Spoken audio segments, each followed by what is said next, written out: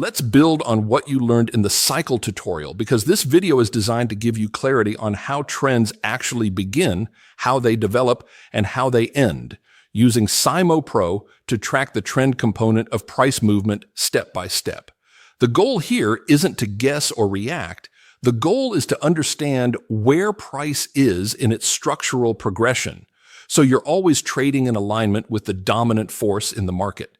If you remember from the cycle tutorial, we established a foundational rule that never changes. Cycles always precede trends, and cycles always follow trends. That principle is the backbone of everything you're about to see. Trends do not appear out of nowhere, and they do not end abruptly. They transition structurally, and SIMO Pro allows you to see that transition as it's happening. In this first example taken from December 31st, 2025 on a 4-minute chart of the NASDAQ 100 futures, we can see this transition unfold very clearly. Around 12:46 p.m., a cycle crossing ends the upward move and begins a downward rotation. That rotation completes around 1:06 p.m., and the cycle begins moving back up. Another cycle crossing occurs at 1:26 p.m., but this time, something different happens. Instead of momentum following the cycle back down, momentum continues rising. When momentum reaches the positive 90 threshold, while the cycle has already rotated down and bottomed, that is often the commencement of the trend component of the move. That's the handoff. Cycles give way to momentum dominance. Once momentum reaches positive 90, your mindset must shift. You are no longer analyzing isolated cycles. You are now counting cycles within a trend. That moment marks the onset of the trend leg. From there, all you need to do is track the cyclic rotations that occur in the direction of the price move. In this example, the cycle line crosses the zero line right around 1:10 p.m., marking the beginning of cycle 1, and it crosses again at 1:30 p.m., marking the end of cycle 1.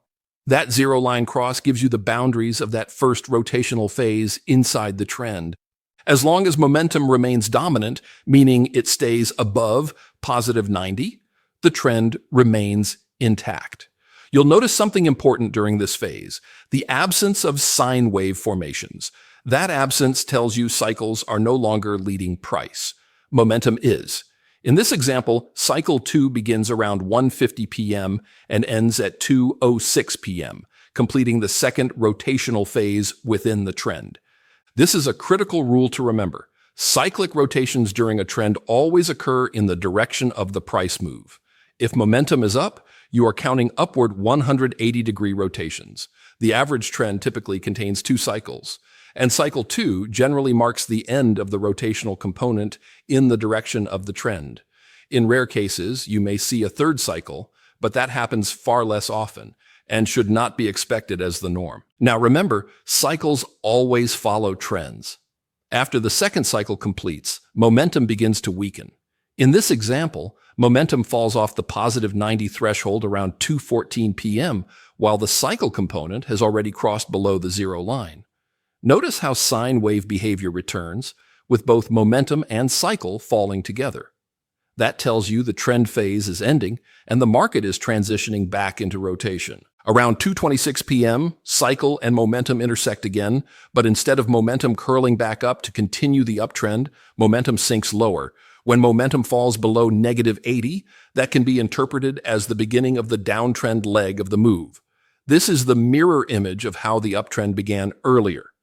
In the downside example, when momentum sinks below negative 80 around 2:34 p.m., momentum once again becomes the dominant force.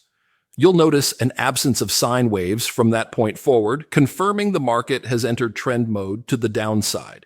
At the moment momentum breaks below the threshold, the cycle component crosses above the zero line, marking the end of cycle 1 to the downside.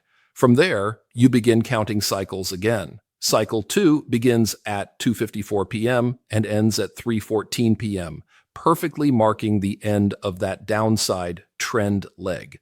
So here's the framework to remember. Cycles always precede trends, and cycles always follow trends. Once momentum rises above positive 90 or sinks below negative 80, Momentum becomes dominant, and the market enters a trend phase. From that point forward, you count cycle 1 and cycle 2, with cycle 2 generally marking the end of the trend rotation. In rare cases, you may see a third cycle, but most trends complete within 2. That is how you systematically identify the beginning and ending of the trend component of price using sine-wave Pro. You're not reacting to price, you're tracking structure.